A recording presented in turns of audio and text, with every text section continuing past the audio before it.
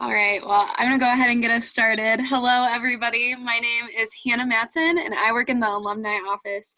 Thank you so much for joining us for our Albion web series. It has been so much fun to see people connecting from across the country. This week, we have over 15 states represented in our registration, which is kind of fun. And to see people continuing to learn together as Brits. So this week we're celebrating one of our great traditions in commencement. And it's been an odd season for me because I live on campus, and going outside and seeing the trees blossom and just feeling like it's this time of year. But this is certainly a historic year for commencement. As we reflect on the memories and traditions today, it's weird to think about how it will be remembered. Our first virtual commencement, our hopefully postponed in-person commencement to the fall, are all things that will be remembered if calls like this happen in the future. So later on in this call, Dr. Nicole Zellner and Sunny Kim, who is one of our most recent graduates, are going to share a little bit about what it's been like to be a part of this year's platform party. But we decided to go in chronological order for tonight. So I'm excited to see a full scope of things. So I'm going to introduce our two hosts for the night. First, we have Elizabeth Palmer, who is making her second appearance on our web series. Elizabeth is a 2010 grad and the Albion College Archivist. So Elizabeth was a music and communications double major and a DG at Albion. She got her master's in historic preservation and museum studies at Eastern Michigan, and recently returned to Albion to be our archivist. And I just want to give a plug for her. She's a great resource in making Albion's history accessible. So if you have any questions, if you want to add something to the archives, she is great to talk with and would love to talk to you. And then our other co-host for the night is Mike VanHouten, the co-director of the Stockwell Mudd Library and our faculty athletics representative. He's been at Albion since 1980. And for almost 20 years, or around 20 years, was the faculty marshal, so he knows commencement well. Which, oh, I almost forgot my other fun fact about Elizabeth. She was in the band, so she has that perspective on commencement as well. So I'm really grateful for the work that they have put into finding great stories for us tonight. Before I pass it over, I'm just going to go ahead and mute all of our microphones so that we make sure that we can hear them on our recordings. But now I'll pass it off to Elizabeth. Thanks so much, Hannah, for the great introduction. So like Hannah said, I'm Elizabeth Palmer and the archivist at Albion College. I'm super excited to be back for another web series to talk with all of you about Albion College history and tradition, because I don't really know what's more traditional. We've got a good topic. Before we dive too much into some of our commencement memories and stories and talk about some of our better known speakers, I wanted to talk with all of you about some of the older traditions that once took place for commencement on Albion's campus. So right now, I obviously have somewhat limited resources working from home, so I can't speak a lot about the earliest graduation ceremonies, but I can talk about one that happened about 100, or not about, it did happen 135 years ago, the class of 1885. So the June 1885 Pleiad pretty much gives a play-by-play of the entire commencement exercises, and there was a lot going on at this time, and they actually had an entire commencement week, which is pretty cool. Wow. So we're going to kind of talk through the week and what they did and compare it to what we do now. So they started out the commencement week with a commencement prayer. This was held by President Louis Fisk. Now you have to remember a couple of things. One, this event, like many others during this commencement week, was held in the chapel. Now, when I say the chapel, I'm not talking about Goodrich. I'm talking about the space that we know today as the Stack. So kind of the back part of the Kellogg Center. That was known as the chapel, and that building's been around for a really long time. Now, the other thing you have to think about is Albion was founded by the Methodist Church, so it was very much connected to that denomination and to Christianity. So there are a lot of religious type occasions that go into this whole commencement week of exercises. So after they started out the week with this commencement prayer, the next activity was called a love feast. There's not a lot of description of it, so I hope, this is my hope, that it was a big meal that was shared with graduates, faculty, staff, and community, which that does sound like a pretty fabulous thing.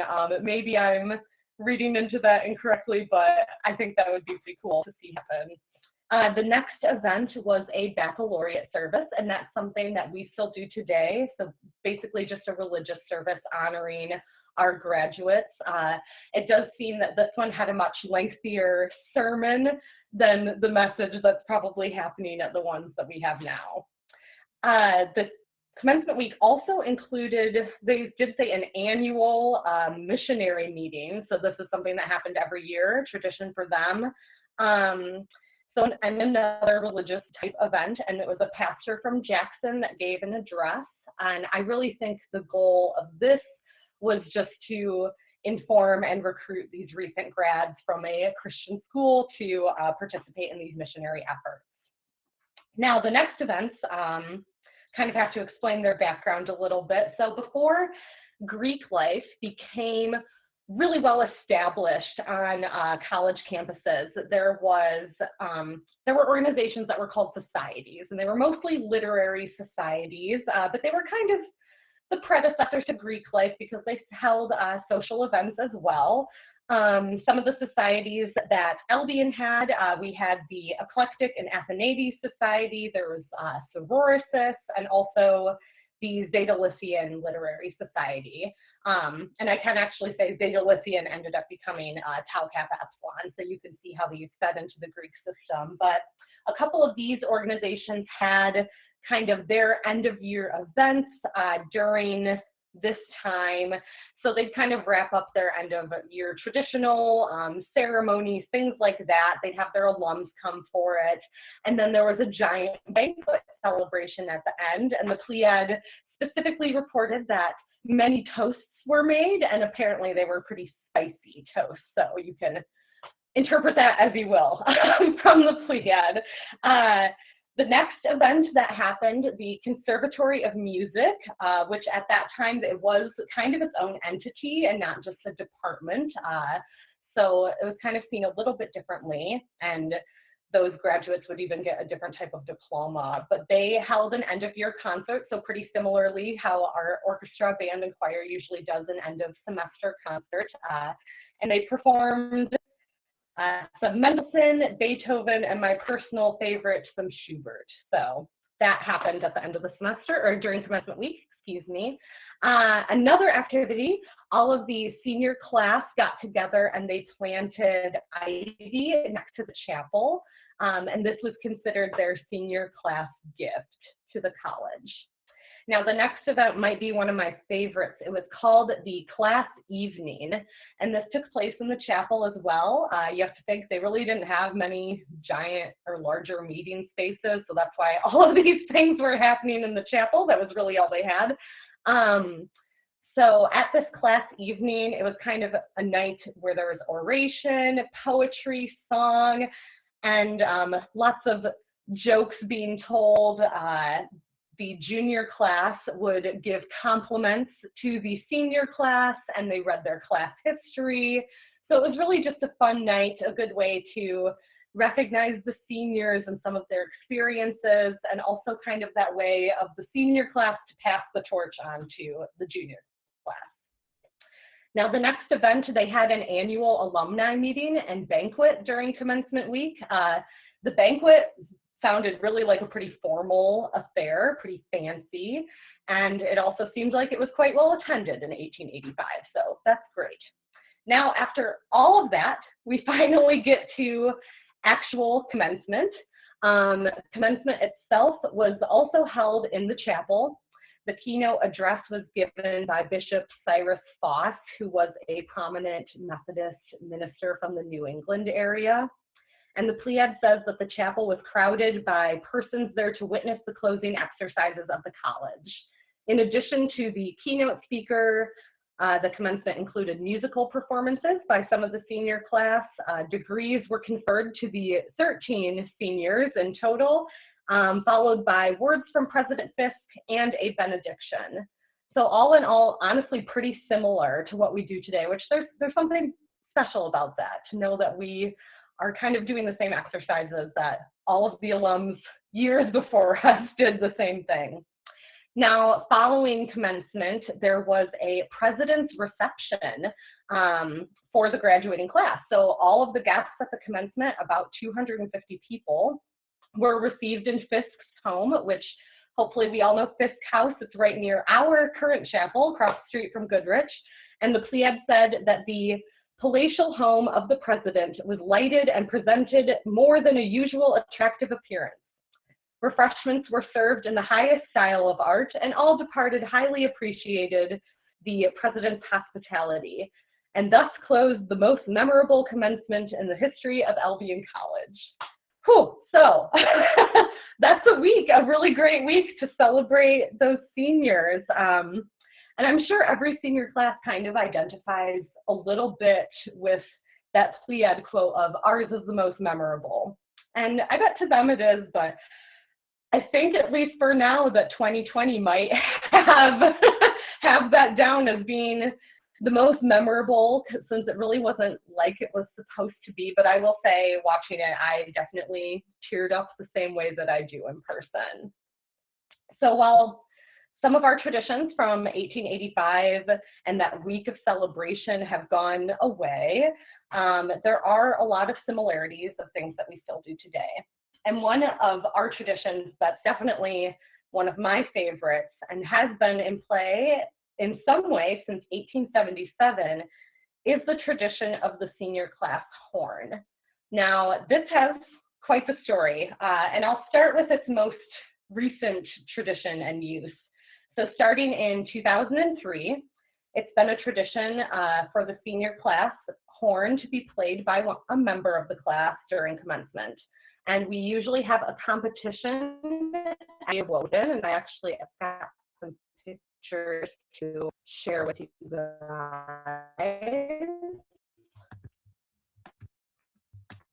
So, Day of Loudoun, if anyone doesn't know, is kind of like an end of year really fun picnic. There's games and typically out on the quad. This year is 2011, and it must have been raining or not very nice out because it looks like it's in the Dow. But you can see this is somebody auditioning. That's actually Lisa Wolford auditioning the senior horn. You can see how long it is, 7 feet long, which is pretty crazy.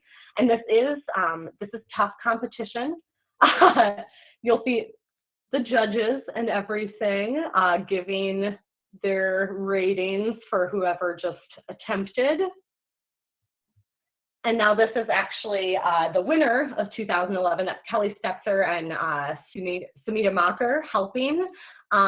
So that's a little bit of that process. But so what is this horn and where did it come from? Why do we have it?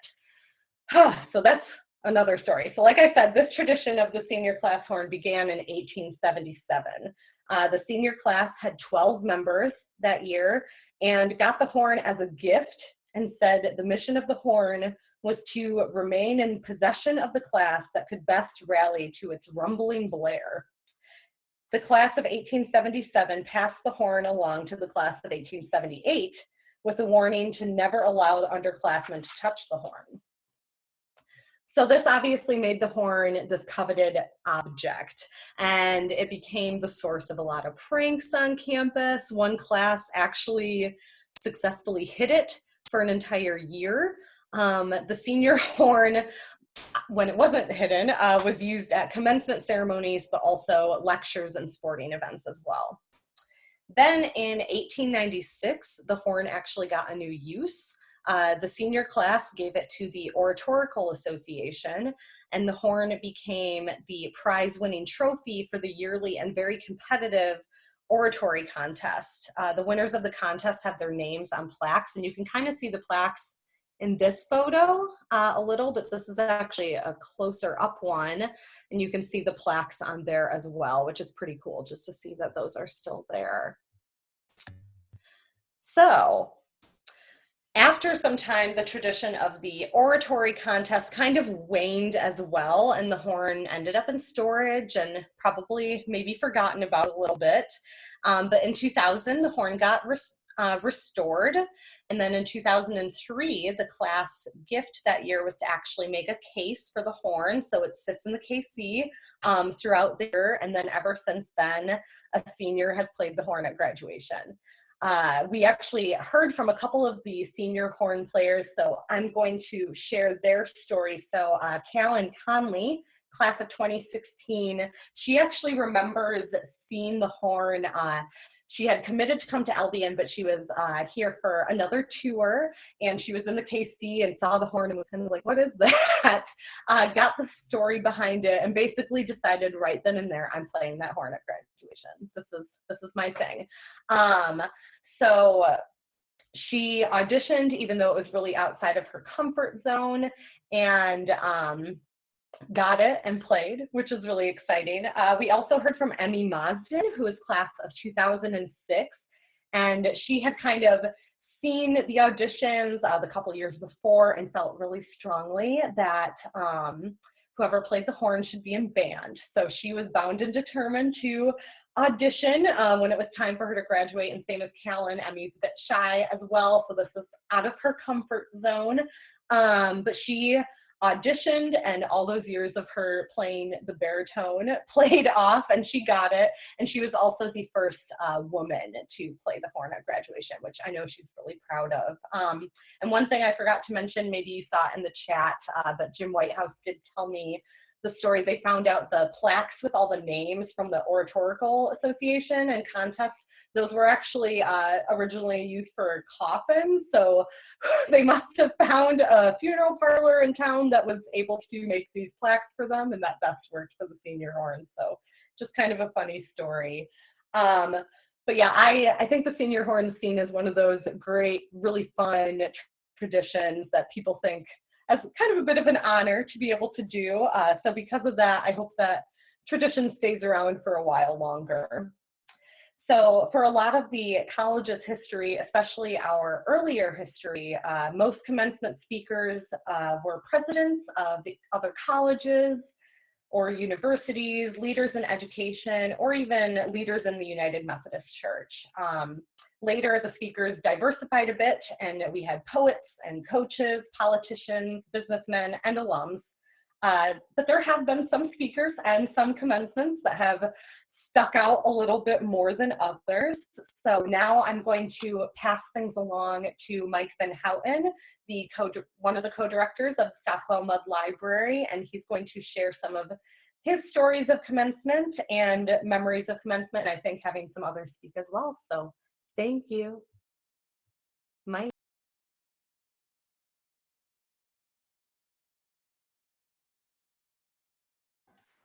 Mike, are you there? Can I I'm unmute muting. you? Oh, sorry. Got You're it. good. Yeah, you can hear me? Yes. Okay, yeah. Since I've been at Albion for 40 years, I've seen a lot of commencements, and there are a few that stick out in my mind. And in fact, Elizabeth sort of referred to two of them, the coach and the poet. The coach in question was in 2008, and that was Lloyd Carr, who was the recently retired head football coach at the University of Michigan, our commencement speaker that year. And it was memorable for me because as faculty athletic rep, I was involved in giving him an honorary degree. Marcy Sachs, a history professor, and I were the two faculty athletic reps at the time. And so we were up on stage with him, and it also gave us a chance to spend some time with him before the ceremony and get the obligatory photos and the signed football and all that, and try to become his new best friend. More on that later. But on stage, when it was time to give the honorary degree, Marcy was reading his presentation, and I was behind him. We're all, of course, in full academic regalia. And my job was to put the hood over his head at the precise moment when he received the honorary degree. Lloyd is not a short man. He was supposed to leave the mortarboard at his seat. He didn't. And so I'm behind him, and I'm not short either, but in making the reach, I of course hit the front of his mortarboard with the hood, and it started sliding down his face.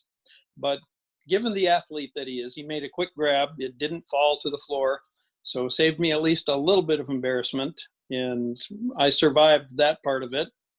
But then Lloyd made his own mistake a few moments later when he was giving his address, and he opened it. If you were there, you may remember, I think he said something like, "I'm delighted to be here at Albion College," to boos and groans from the crowd.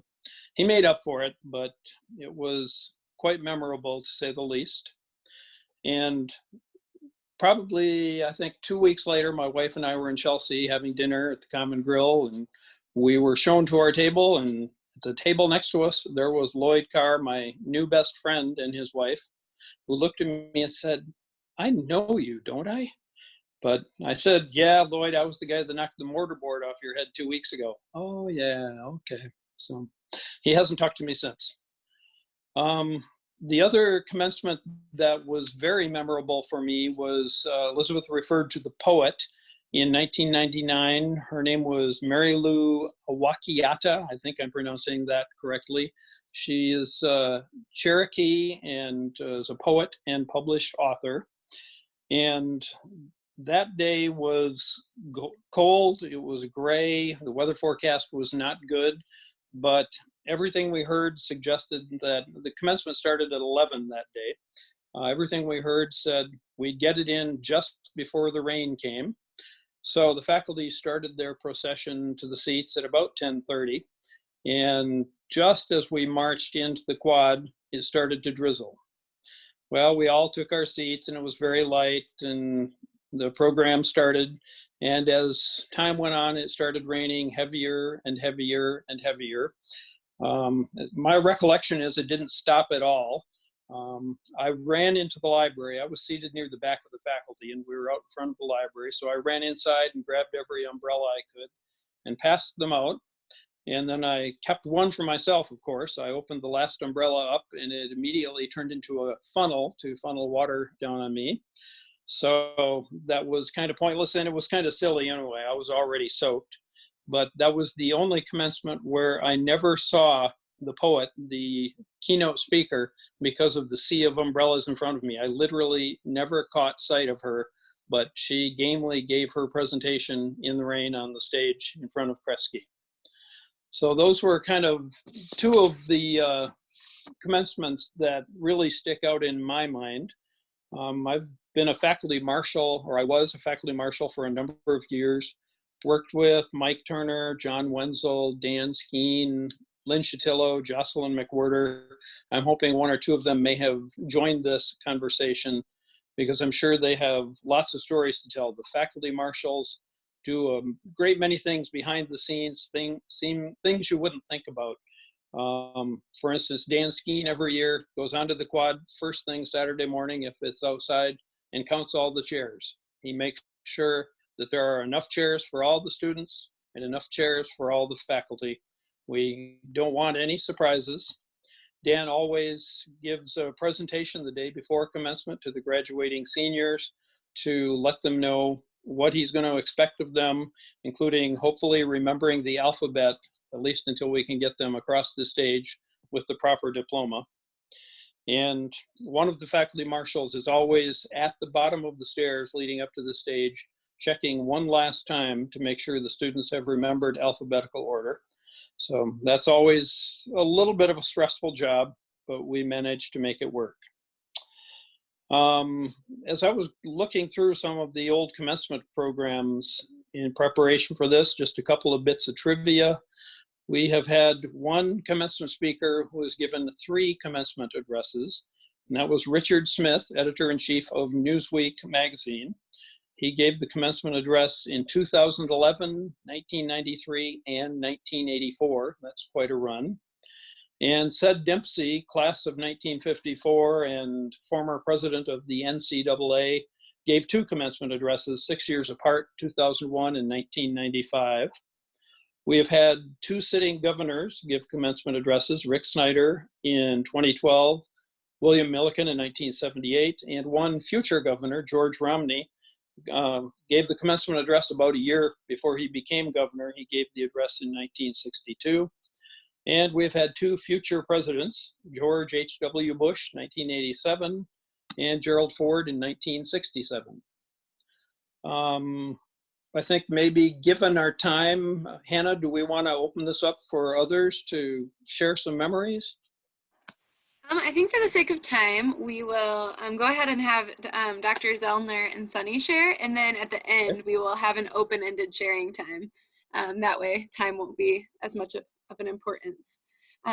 So be thinking if you have a story, if any of this has sparked a story that you would like to share, be ready to share it after Nicole and Sunny do. But I was just really grateful that Dr. Zellner and Sunny Kim were willing to come on the call and share a little bit with us. Was just wanting to know what about this commencement or being a part of this platform party in particular feels different or meaningful to you. Well, first of all, I got 3 times to do my speech before we found the one that stuck. So, I mean, you don't normally get to have that many chances when you're on the stage in front of everybody. So I was still nervous and I was still hot. I told the team that the one thing I was looking forward to at commencement this year was being able to sit in the shade in the shadow of Kresge there instead of in the blazing hot sun, where we faculty do everything we can to not get sunburned and stay cool. And I was just as warm in my robe and in my office trying to record this commencement speech.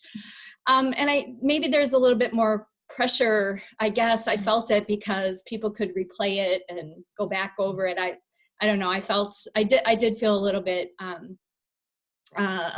extra pressure perhaps, but I also knew that I could take advantage of the video format. And so I felt fortunate that the team was willing to work with me and include a couple of the images that I thought might be interesting to the people who are watching, including the Wordle that had words that were actually contributed by the senior class.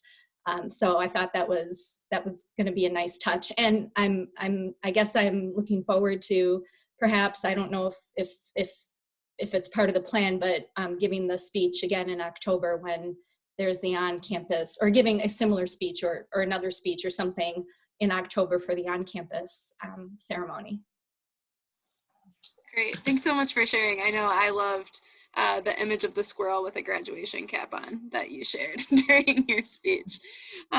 Also, I forgot to mention before, if you haven't seen Virtual Commencement to any of you, it is online, it's on YouTube, it's searchable, and it was in the original email where you registered for this. So be sure to go back and watch Dr. Zellner and Sunny's speeches there. Yeah.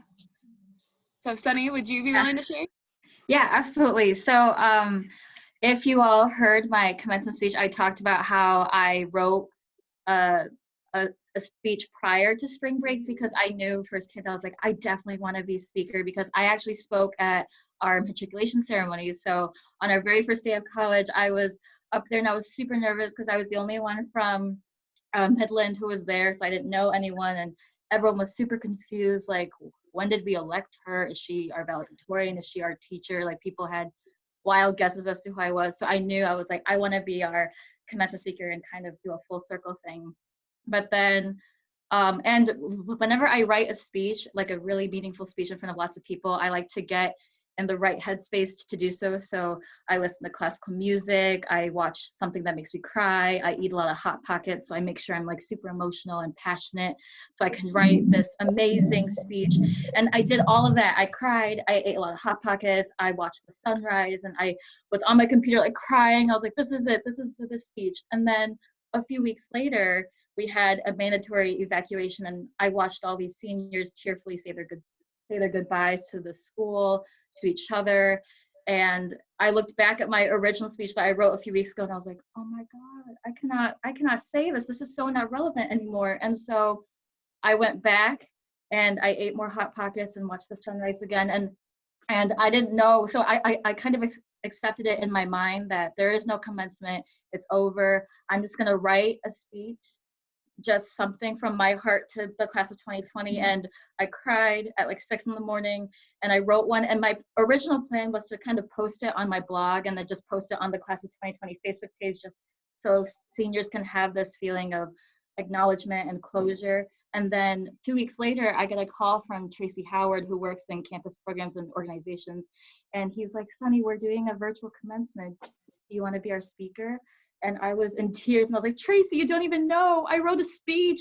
And so it just kind of worked out that way. And so I was so honored, and kind of what Dr. Zellner was talking about, I did feel that pressure is heading in, where it's like we're living in such an uncertain time, and I'm sure a lot of seniors are feeling super overwhelmed. So I thought, how can I convey everything that they want to hear? How can I give them what they want?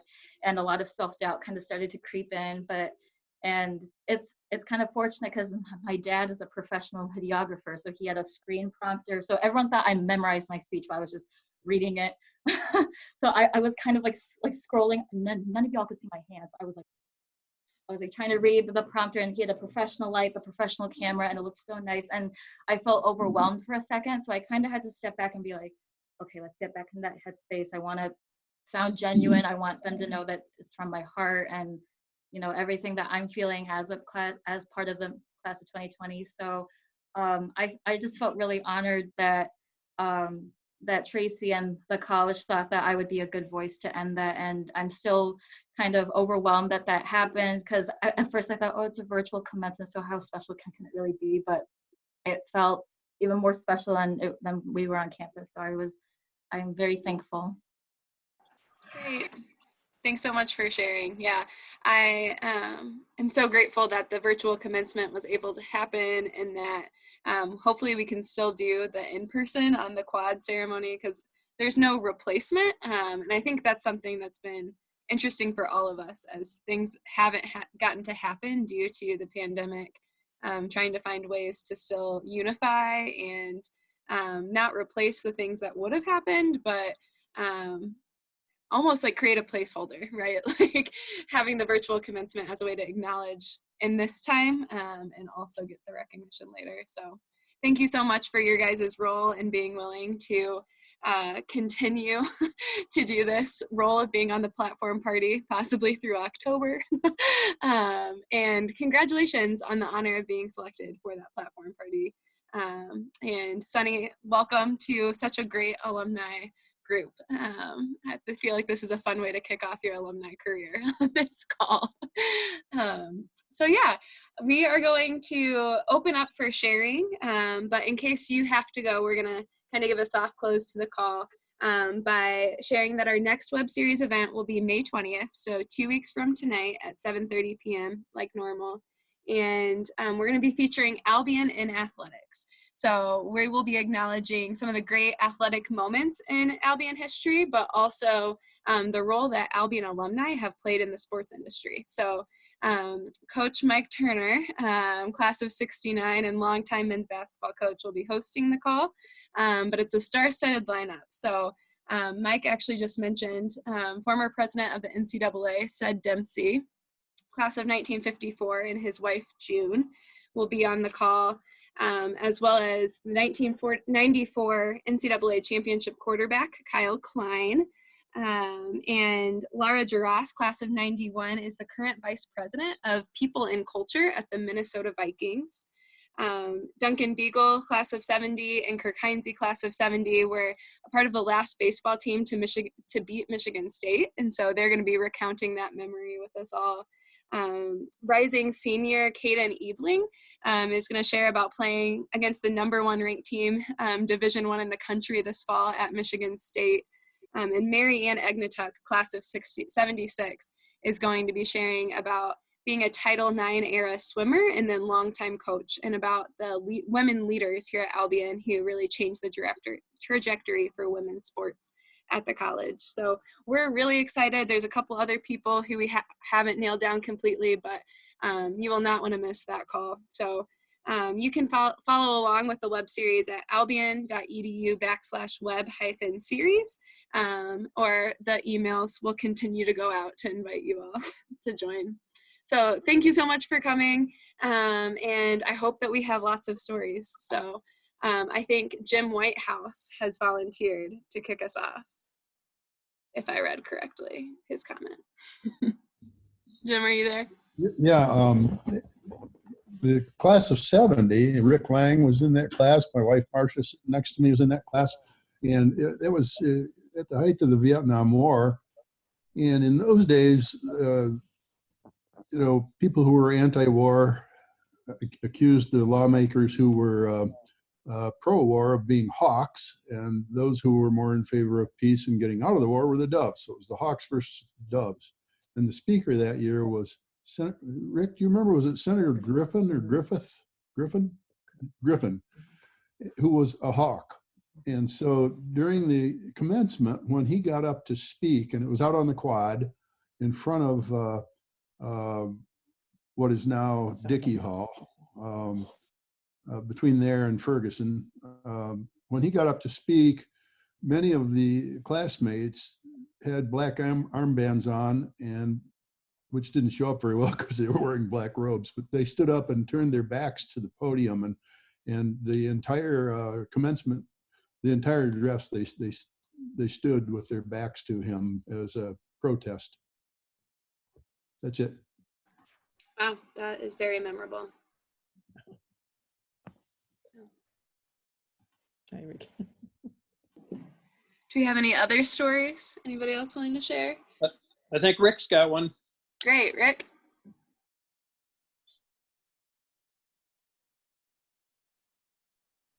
I think he's muted. Oh, Rick, can you unmute? let me see if I... There you go. Commencement in 1999. Barb and I were there because our daughter was graduating that year. And so we sat in the rain and got soaked.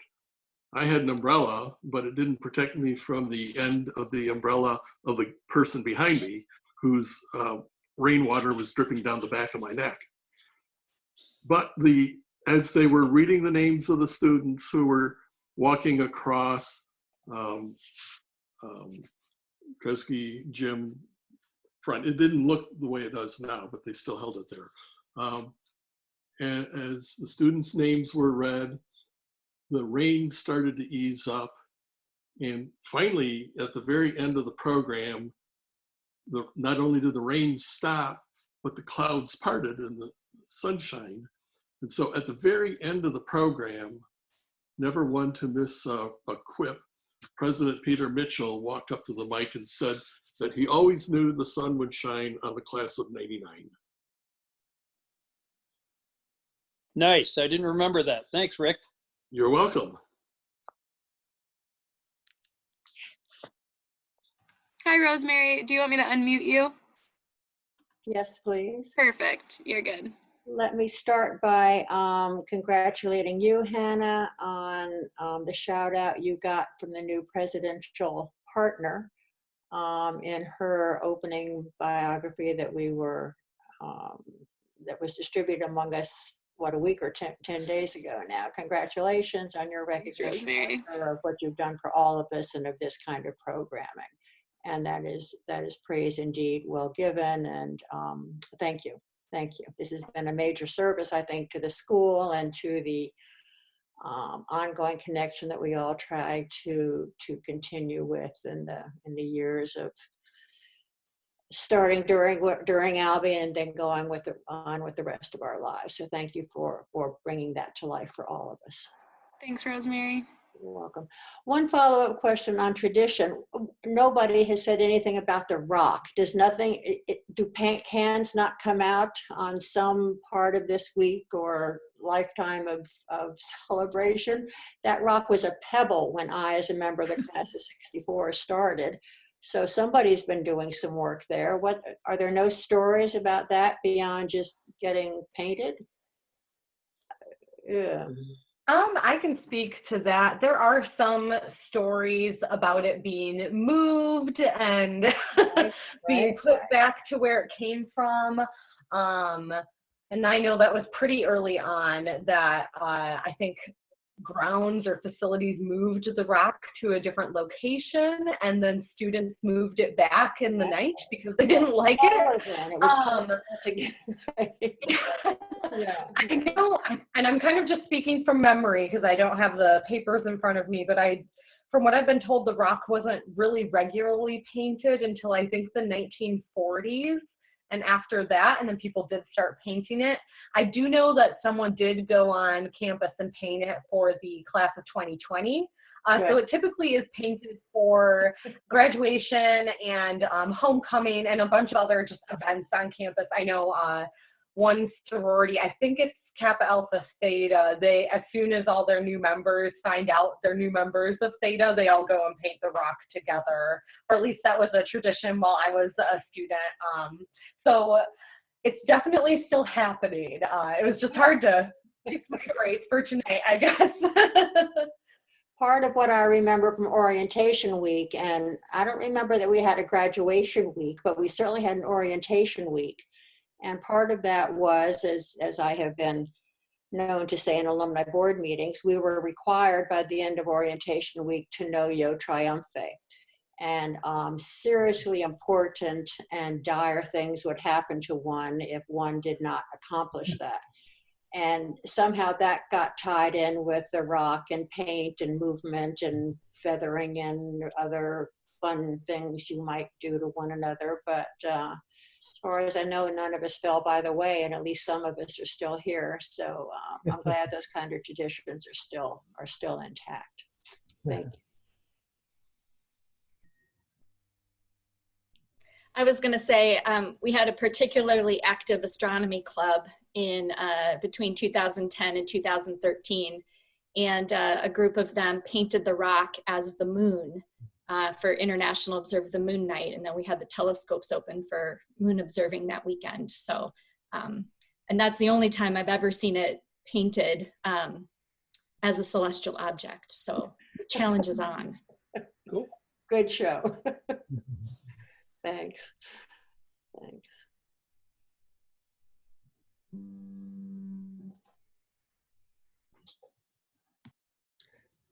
Thomas? Long. Hi, can I be heard? Mm-hmm. Okay, good.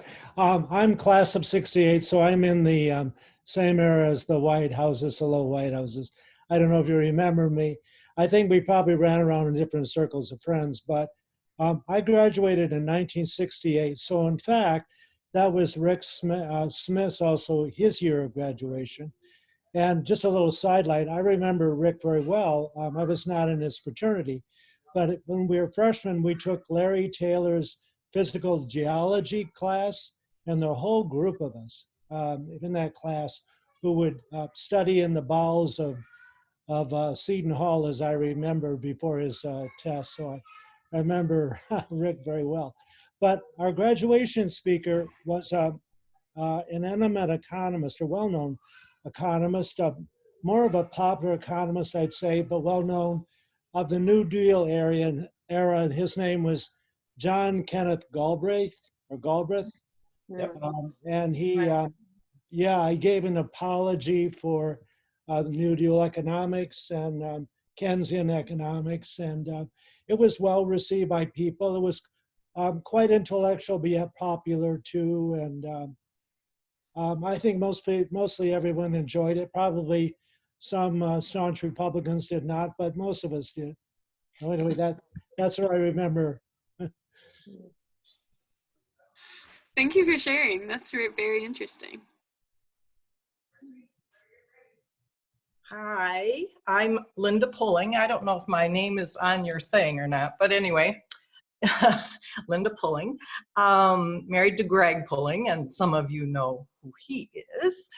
But anyway, I did work for Albion for 7 years in the admissions office. And of course, Frank Bonta was my boss. And I want to mention that he was in charge of many commencements as well as inaugurations of presidents. And one quick memory, if I can just switch to inauguration quickly, since we're gonna have one, I guess. The year that President Volgamore came in, of course, our office was in charge of that. And the cool thing was that Frank was working from file cards that were handwritten by Kathleen Pulling. And she was the secretary to Louis Norris. And probably White Houses know who that is. But her handwritten notes were on these file cards. Unfortunately, she passed away before I got to meet her, but that's my mother-in-law. So that was just a really cool thing to have that connection. But of course, Frank was, you know who Frank was, and he was in charge of many commencements as well. So just wanted to throw that in there. Yeah, thanks, Linda. I know there's a great picture of Frank with George H.W. Bush when he was the commencement speaker in, I think, 1980. 87. 87. Yeah. He was the vice president, and Frank's daughter tells the story of him looking at George H.W. Bush and saying, "I hope I'm looking at the next president." And George H.W. Bush said, "Me too." Funny. Honest. That's great. Yeah.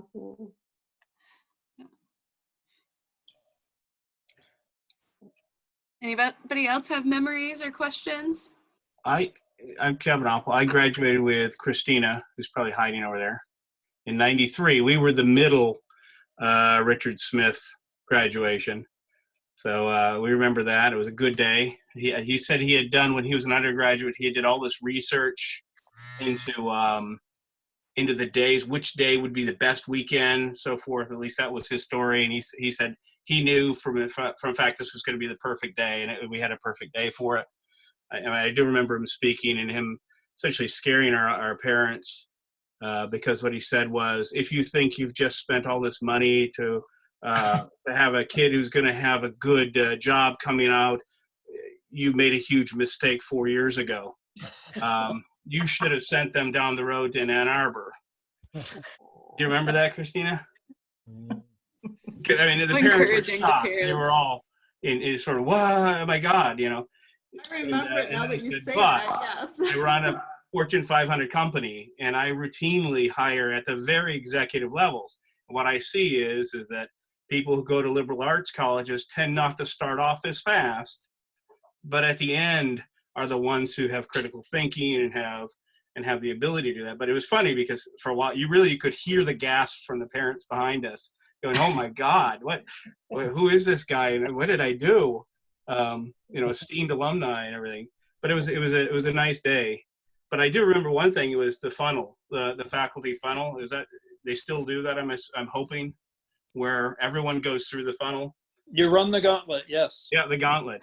And the neat thing about that, and I probably, it's sad for people like Sunny and this year because they didn't get to do it, and hopefully they'll be able to do it in the autumn, was I spent my complete junior year abroad, and then I came back and I only had to do one semester. I graduated early. They said I really needed another semester, but I did really badly. They just wanted me out. So they said I have to leave after December. But the neat thing was going through that gauntlet and then having professors who you never took know your name and congratulate you. That was really a big thing, which, I went to University of Washington from a master's degree. It's just not the same thing. They have the whole group stand up. The professors don't know who you are. You don't know. They don't even read your name out. Even if PhDs, they go through them 5 seconds apiece. And it was just really a feeling of becoming part of a fraternity or a sorority, whatever you want to call it, a group that you're appreciated. So to me, that was just a really neat story. And then got to hear my parents get all worried that they had wasted money. Well,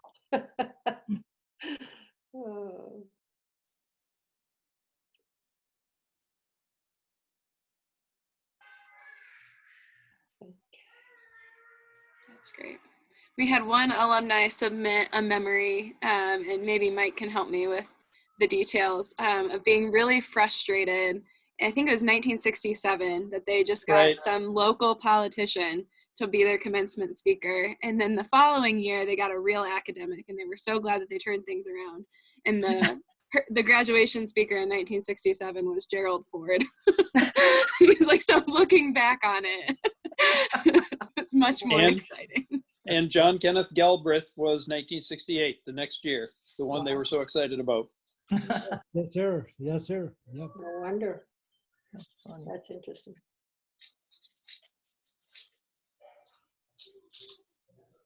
Hey, Jocelyn, do you have any faculty marshal recollections? I've been trying to think. One of my favorite stories was one of the marshals who will now go nameless. The only year that I've been a marshal and we had to graduate in the Dow, there's always a rush to the ladies' room about 15 minutes before everybody knows the pomp and circumstance is going to start playing. But the gauntlet had to be run down the hallway at the entrance into the field house. And so you had all these people coming out of the field house, going down the hall to the bathroom. At the same time, the faculty was all lined up in the hallway, and the seniors were beginning to process through the faculty gauntlet. And so this other marshal, we have these batons now, so these sticks. And so the other marshal took the person, the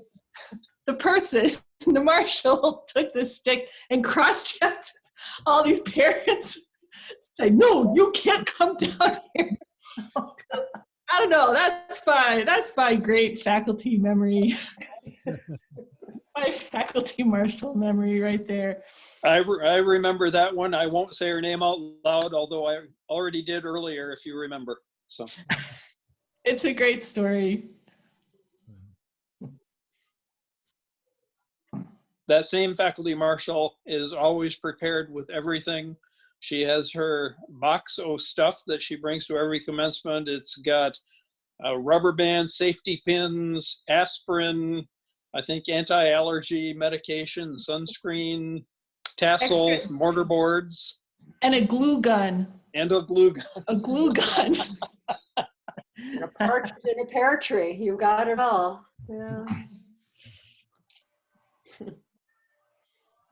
Nice. Mike, I don't know if you saw this question from Kevin, but does anybody know when the faculty gauntlet began?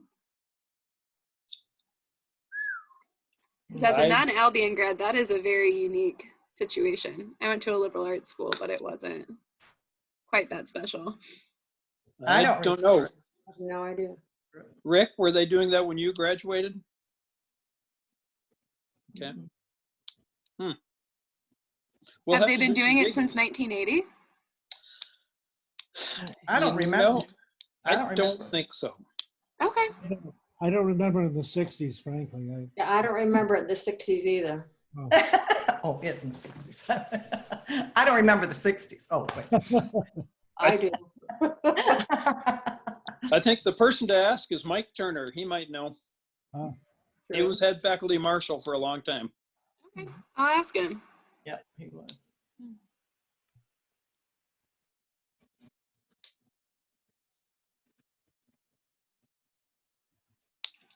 All right.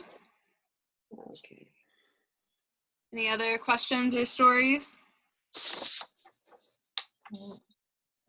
I could point out that the speaker in 2009 was David Brandon, who was CEO of Domino's Pizza. And at the end of his talk, he told all the students to look under their chairs where they found a coupon for a free pizza. But I'm still pretty sure faculty didn't get one. And I'm bitter about that. Faculty absolutely did not get one. And I'm still bitter. Yeah, I remember this. That's funny. So now I'm hoping someday Oprah will come and at the end everybody gets a car, but we'll see. Oh no, just faculty get a car. Okay, that works.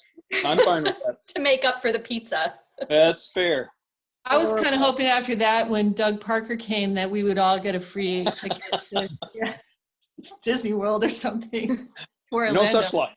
No, but didn't happen. Well, one of my other favorite memories is in 1987 when George Bush finished speaking. He got his honorary degree, and they were about to start giving the students their degrees, and he went out through the doors of Kresge Gymnasium and out the back of the gym to his motorcade, and suddenly there was a bevy of Secret Service agents running from all over the place to go to the motorcade. And one who ran up, I'm pretty sure somebody was already speaking at the podium, and grabbed the vice presidential seal off the podium and ran around the side of Kresge Gymnasium like he'd stolen it, but he was just trying to catch the motorcade before it left town. Mercy. That's funny. So where were they going? Long in such a before hurry? cell phones. What's Where that? were they going in such a hurry? Heading back to the airport. You I mean, think he was running for president.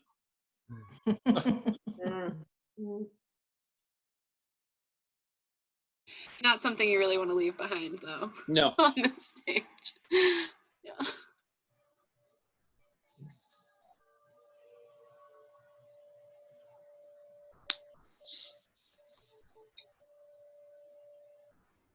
Hey, Drew.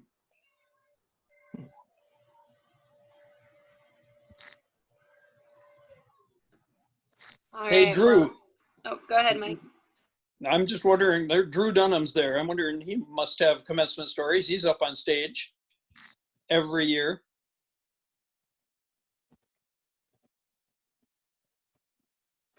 But maybe. Yeah, There he I'm up on stage a bit. No, I was going to say that because you were talking about Bush being, when he came and spoke, that Mike Steckwit, who is the former director of campus safety and was director of campus safety at the time, he told me that was the year that they switched commencement to the Kresge steps, was that year, and it had to do with security for George Bush, because they used to have commencement on the other side of the quad up by Robb and Volgamore and the Kellogg Center. So Jim's not here, but he told me that once too. You know, it Yeah. had to do with the fact that he would have a big building at his back as opposed to a bunch of air. And an easy way to escape. Yeah. You should tell the story about how you see it. And the library was closed to everybody but Secret Service that day, and you could see plenty of them through the windows on all the floors. Oh, wow. Well, things are happening in those years with assassinations, so it's not surprising. You know, we had a bunch of that.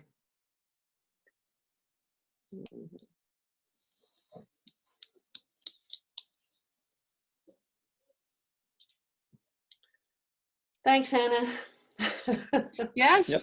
Yeah, if there aren't any more questions, we can go ahead and end the call. But thank you so much for coming, and thank you especially to Elizabeth and Mike and Nicole and Sunny for being willing to share. And yeah, I just love the opportunity to be together and share memories and reminisce. So thank you all for coming. Thank you. Thanks. Great time. Thank Thanks. you. Appreciate it. Thanks, Hannah. Congratulations. Great. Well, have a good night, everybody. Bye. Happy summer. Bye. Stay Happy healthy. summer. Yeah. Take care.